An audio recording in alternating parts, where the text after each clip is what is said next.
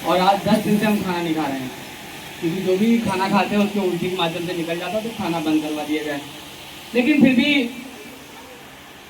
बहुजन महापुरुषों को जब पढ़ा जाना तो लगा कि बाबा साहब ने अपने 4 बच्चे खो दिए समाज के लिए, वो नहीं रुके तो हम तो बीमार है, बीमारी थोड़ी ना है। जब तक सांस है तब तक काम करेंगे, रुक जाएगी तो आने वाली पीढ़ी काम करेगी, ये मिशन रुकने वाला थोड़ी है। लेकिन आज आपके गांव में क्यों आना हुआ? अभी सर ने एक तो बैनर लगा, उसके बारे में आपको बताया कि कार्यक्रम 11 अक्टूबर को होना है, तो उसी के लिए आपके गांव में आज अपील करने आए कि आप सभी लोग उस कार्यक्रम में उपस्थित हों, तो कार्यक्रम की शोभा बढ़ेगी।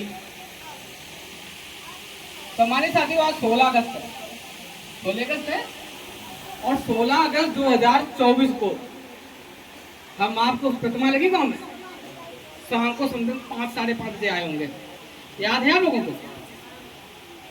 है 2024 में आज ही के तारीख में हम आए थे, ठीक 1 साल बाद आज इसी तारीख में आपके गांव में मेरा फिर आगमन हुआ। साथियों मैं सिर्फ इतना कहना चाहूंगा,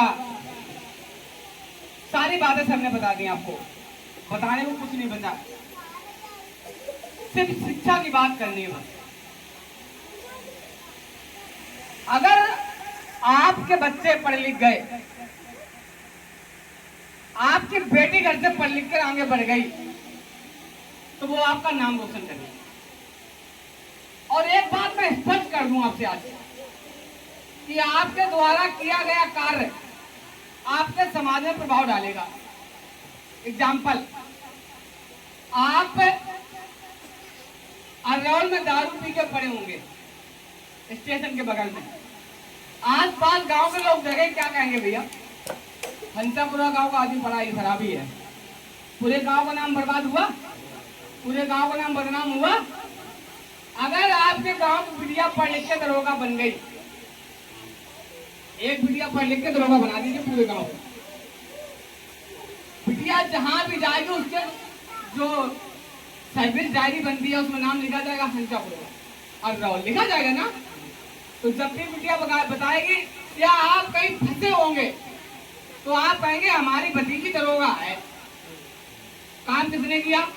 एक व्यक्ति ने। नाम किसका पूरे गांव का हुआ नहीं हुआ? तो आपके द्वारा जो भी काम किया गया वो आपके गांव में आपके समाज को प्रभावित करेगा।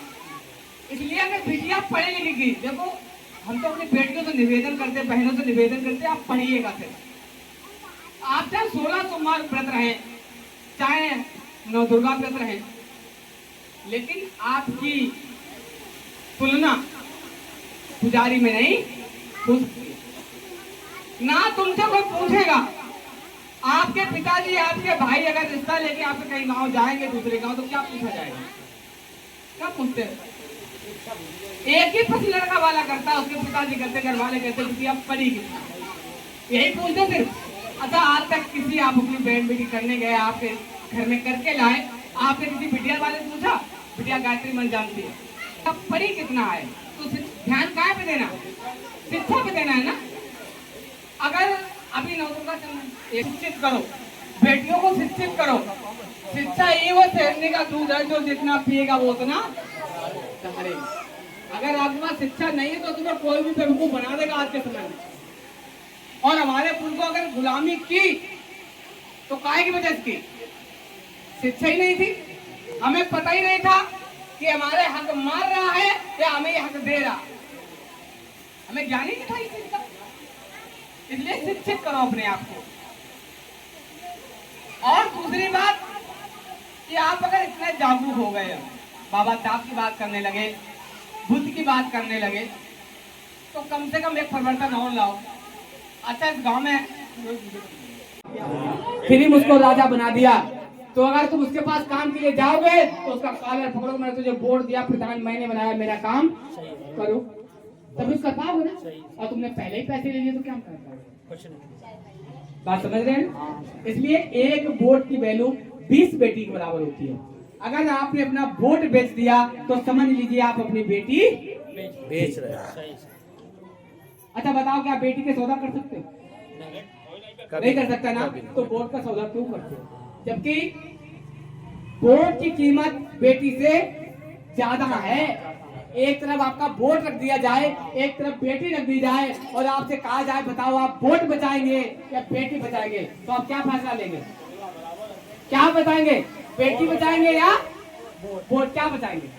वोट बचाएंगे। पहले वोट बचाया जाएगा, क्योंकि जब हमारे पास वोट का अधिकार नहीं था तो हमारी बहन बेटियों की कोई इज्जत नहीं हुआ करती थी।